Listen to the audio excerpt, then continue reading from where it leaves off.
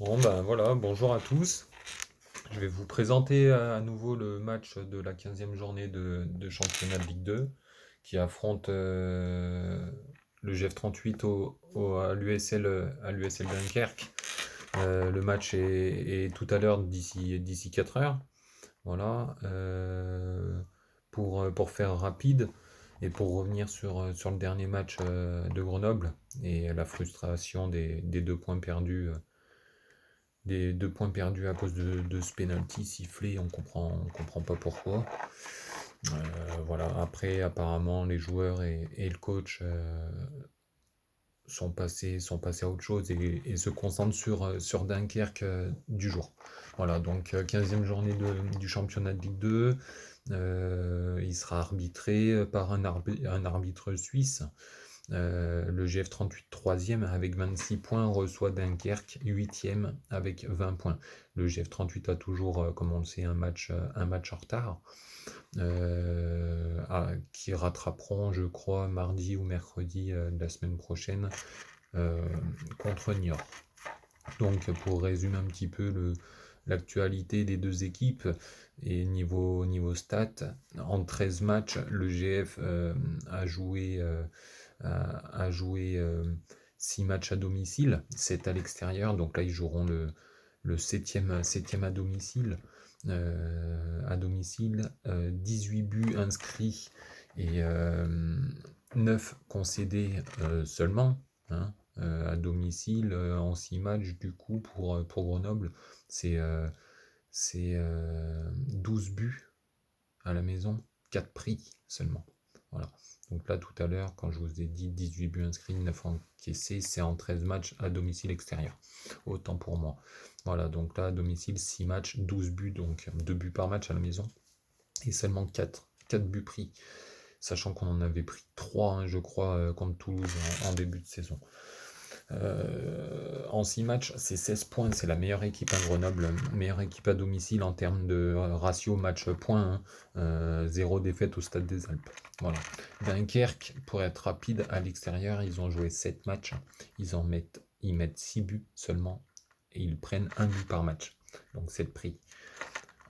En 7 matchs, ils ont pris entre guillemets 9 points. C'est plutôt pour un promu, hein. Promu, c'est 9 points à l'extérieur en 7 matchs. C'est plutôt quelque chose de costaud. C'est la 7e équipe à l'extérieur. Donc pareil, hein, Dunkerque en ce début de championnat, au, au tiers, même un peu plus du championnat, c'est très très intéressant de leur côté. Ils ont gagné en 7 matchs à l'extérieur, ils en ont gagné 3. Ils ont gagné leur premier match à l'extérieur à Toulouse, après à Chambly et dernièrement à Niort. Voilà. Donc Toulouse, hein, un début de saison, c'était très très compliqué pour eux. Après Chambly, c'est pareil, c'est pas un gros calibre du championnat. Et dernièrement, par contre, ils ont battu Niort à l'extérieur. Voilà. Pour en revenir à Dunkerque à domicile extérieur, c'est souvent des matchs étriqués, hein, hormis leur dernière victoire 2-0.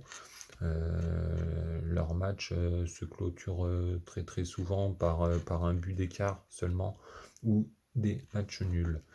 Voilà. Après, niveau absence à souligner, chez nous on le sait, hein, Yori Kravé qui s'est blessé la semaine dernière juste au moment de sa frappe et qui est absent au moins 6 semaines. Ça, moi, je l'avais souligné en commentaire sur les articles Métrosport, c'était quasiment assuré. Un claquage comme ça sur une frappe, période hivernale, c'est minimum un mois, c'était quasi sûr, 6 semaines au plus. Et malheureusement pour nous, c'est le plus grave qui pouvait se passer. Donc 6 semaines, il manquera les 2 premières journées des matchs retour. Donc, enfin, les 2 prochains matchs, les 2 matchs de deuxième partie de tableau. Voilà. Euh, et eux, de côté de Dunkerque, principale absence, c'est Ketkeo Fanfon, hein, qui s'est fait opérer en début de semaine à cause une hernie discale et qui était déjà absent depuis quelques matchs. Mais c'était un joueur très important offensivement Voilà. Après, en termes de buteurs à surveiller et joueurs à surveiller, surtout du côté de Dunkerque, euh, leur attaquant malien, Cheikh Diarra, avec 5 buts. 5 buts, c'est déjà des stats en 14 matchs pour eux. C'est un but tous les 3 matchs. Donc Cheikh Diarra à surveiller. Et Chokunte, en fait, leurs deux attaquants, hein, Cheikh Diarra et Chokunte. Chokunte, c'est un but, 2 passes. Mais c'est un joueur très impressionnant. Et Cheikh Diarra, 5 buts aussi. Voilà. Après, nous, de notre côté, ça change pas grand-chose.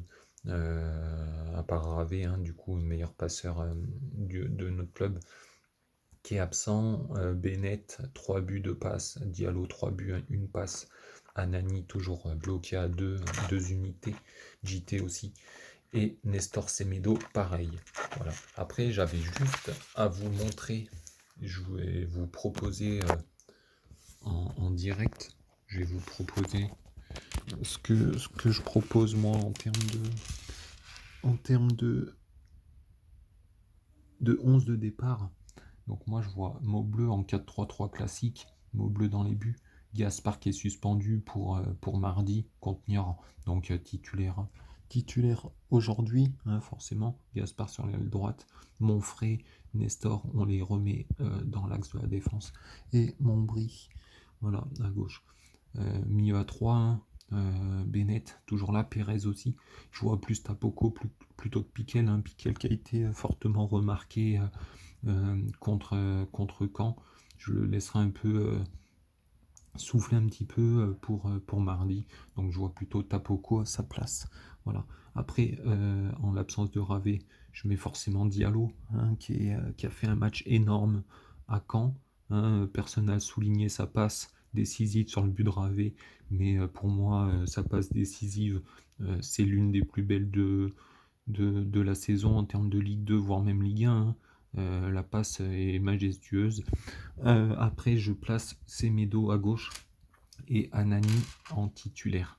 Voilà, pour le fameux turnover Anani JT. Par contre, j'avais un autre petit truc à vous proposer. C'est pourquoi pas changer de système en l'absence de Yorick, avec un système beaucoup plus offensif, sachant qu'à la maison, on peut se permettre de jouer offensif. Hein, un 4-2-3-1 offensif. Je propose Maubleu. Après, vous me direz certainement en commentaire, n'hésitez pas, pourquoi changer de système.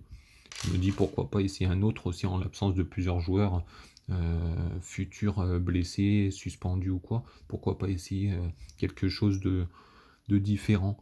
Donc je dis pas que je veux voir forcément cette composition du bas, mais pourquoi pas ne pas en discuter. Maubleu dans les buts, hein, dans les cages, toujours les mêmes les quatre mêmes défenseurs, pardon. Gaspard, Monfray, Nestor, Montbry. Après, ce qui change, c'est au milieu de terrain. Je passe seulement à 2, donc Tapoko, Pérez. Hein, je parle seulement pour ce match, hein, si jamais le coach a décidé de, de jouer avec, avec ce système-là. Diallo, toujours aile droite, Semedo, aile gauche. Et par contre, voilà, petite particularité, pourquoi pas un petit JT Anani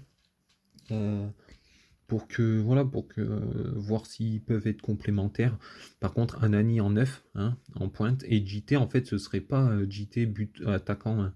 Ce serait JT qui tournerait autour, qui décrocherait, comme il sait formidablement le faire, qui décrocherait un petit peu en numéro 10, 9,5, 10, JT, et puis ça pourrait permettre aux deux buteurs, hein, de retrouver un petit peu le chemin défilé, avec beaucoup plus de présence dans la surface et beaucoup plus d'espace pour Anani, justement.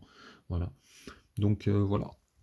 Pour moi, le 11 qui sera certainement présent ce soir est le 11 du haut et le 11 du bas, une proposition de changement de système beaucoup plus offensif à domicile.